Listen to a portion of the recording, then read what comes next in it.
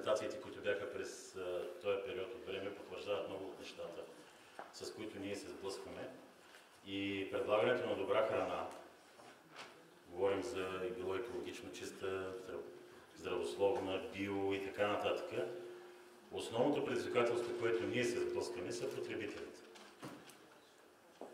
Със сигурност тези хора отзад, които полагат огромни усилия да произведат това нещо и чест им прави, че не са дошли тук, те самите могат да ви кажат колко много им коства, за да го направят, каква цена им струва това нещо и след това с какво се сблъскват. При нас специално в корпоративната политика мога да кажа едно, че предвид пазара, който има на туристическия продукт, ние имаме заложени параметри, в които трябва да влезем, било за мероприятие, било за всеки един евент, който правим. Там цените, на които се продават биопродуктите, изобщо тези неща не могат да влязат. Защото винаги се оказва, че на пазарна цена са по-скъпи от всички останали. Да, ще кажете, да, но те са екологични чисти потребители, това не го интересува. Съжалявам, че го казвам, аз съм повече от 15 години. От 3 години правим неуспешни опити да работим, даже даваме опция.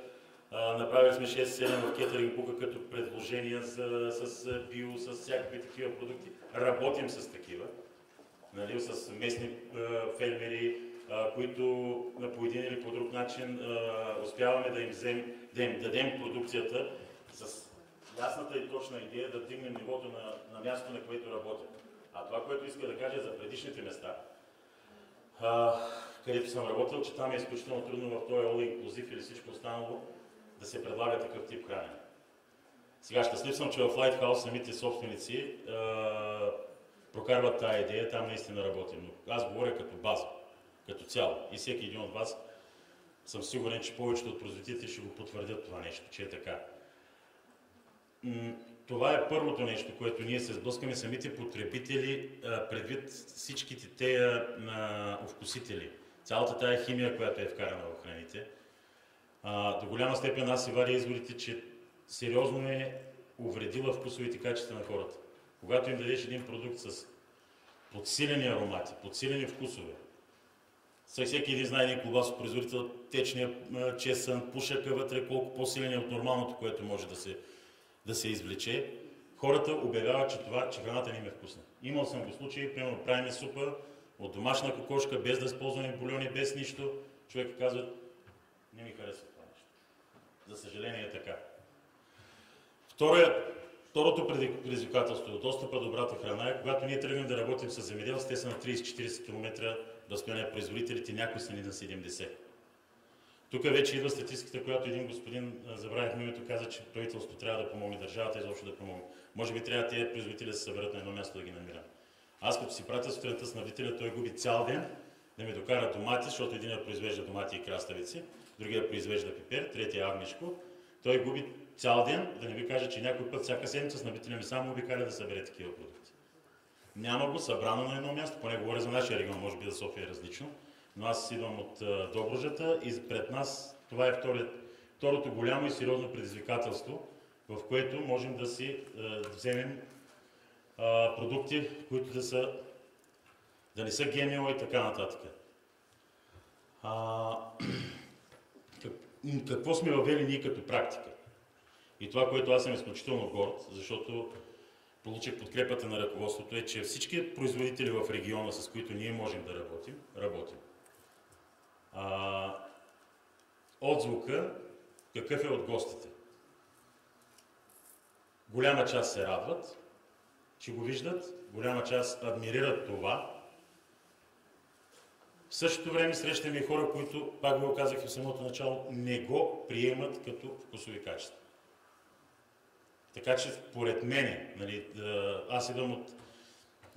Сега всеки един производител знае, но при условие, че пазариш, преди това, когато работих бях директор хранене на Албена, там пазарим по 20 тона домати на ден.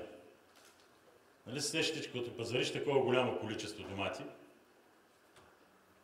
и ако това е от български производител, по никакъв начин на маркета, така, на пазара, цената е коренно различна с това, което влиза от Македония или от някъде друга. За какво го казвам това? Че по-скоро правителство наистина има чух, че има хора от министерствата, те наистина трябва да се вземат и да подпомогнат производителите, защото от последните 2 години, когато заедно с производителите планираме какво ще им купя аз не казвам нали, собствениците на това, сядаме и казваме, ще взема домати, краставици, това и го карам аз да засея някои от нещата гарантирано, които ще му го изкупя и живея с него и всеки ден ходя при него и вечер ходя при него и знам, когато го ударила сланата или жегите, как изгоряха доматите и какъв труд полага този човек, че той живее буквално на полето. Мен ми става наистина болно за усилията, които предлага и в същото време ми кара домат на 40 стотинки влязъл от някъде.